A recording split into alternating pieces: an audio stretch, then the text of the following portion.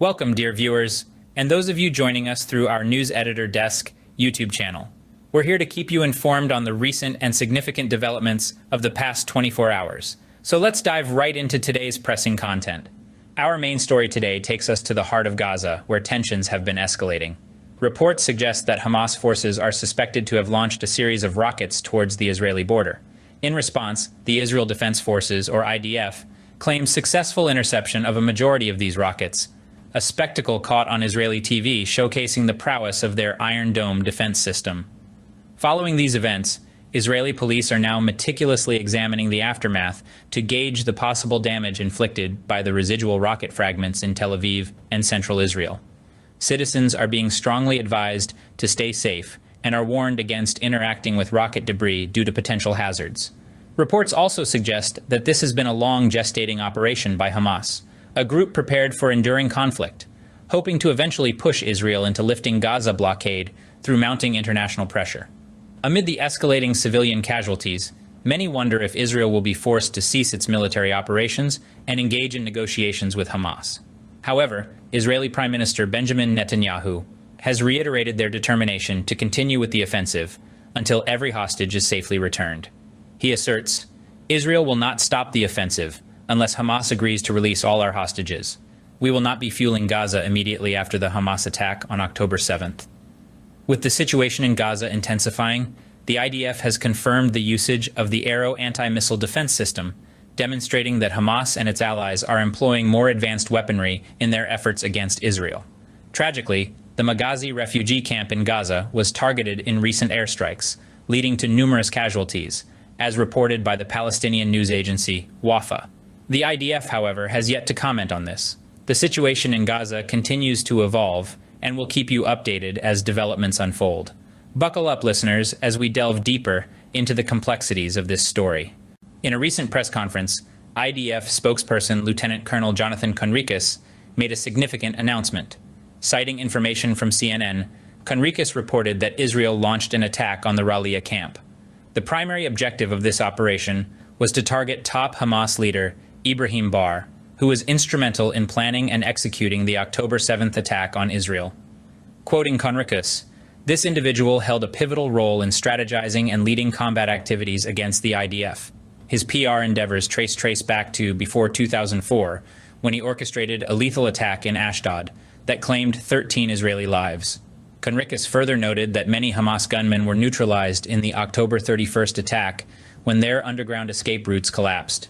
The IDF is currently estimating the exact casualty toll and the overall impact of the attack.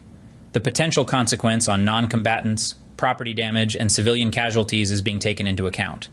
The IDF has been urging civilians to evacuate the area through various mediums, including social media and flyers. However, the IDF could not reveal specific details regarding the type and quantity of ammunition used in the offensive. Amidst these developments in Gaza, the global community is advocating for civilian safety.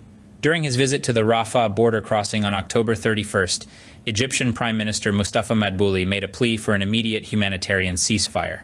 He also reinforced Cairo's stand against the policy of collective punishment on the Palestinians. Simultaneously, Jordan's King Abdullah II made a call to U.S. President Joe Biden, highlighting the immediate requirement for a humanitarian ceasefire in Gaza. King Abdullah II emphasized the need for unhindered delivery of humanitarian aid to Palestinian territories. He also suggested increased international efforts to resolve the dispute, reaffirming that a two-state solution is the only viable resolution to the conflict. Meanwhile, UK Prime Minister Rishi Sunak conversed with his Israeli counterpart, Benjamin Netanyahu. Sunak underscored the significance of minimizing casualties while protecting civilians. In a related development, Lebanese Prime Minister Najib Mikati proposed a three-stage peace plan for the Gaza conflict that reflects a usual peace initiative for Western audiences. Mikati called for consideration of both Israeli and Palestinian rights. His comments could potentially incite controversy in a country that doesn't officially recognize Israel or engage in peace discussions. Mikati's plan is reminiscent of the Arab Peace Initiative proposed by the Arab League in 2002, which continues to receive support from various Arab nations. His plan calls for a 5-day ceasefire, a permanent cessation of hostilities, and ultimately, an international conference to address outstanding issues and advocate a two-state solution.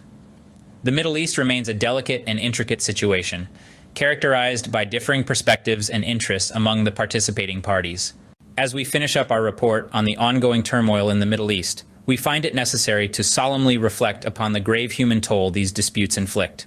Every number, every headline carries with it tales of lives irrevocably altered. The political wrangling and strategic dissection often overshadow the humanity at the heart of it. Always remember the human element the most crucial. Today, we wish to impress upon our viewers the gravity of staying informed and involved. In this era of instant information, knowledge isn't just power, it's a duty. We must lend our voices to the call for tranquility. Within vast global tapestry, we all share the onus of championing peaceful solutions. Let's not underestimate our potential to instigate change, be it through spreading awareness, aiding humanitarian efforts, or just sowing seeds of peace in our everyday interactions. As we traverse this labyrinth of intricate issues, let's to honor diverse viewpoints and foster constructive conversations. Empathy and comprehension are the bedrock of conflict resolution and building a harmonious world. Ultimately, we all aspire for the same outcome, a world where peace prevails and prosperity blossoms. Let's march towards this shared aspiration, united. We appreciate you tuning in today. Stay safe, remain aware, and never forget, the journey towards peace begins with each one of us.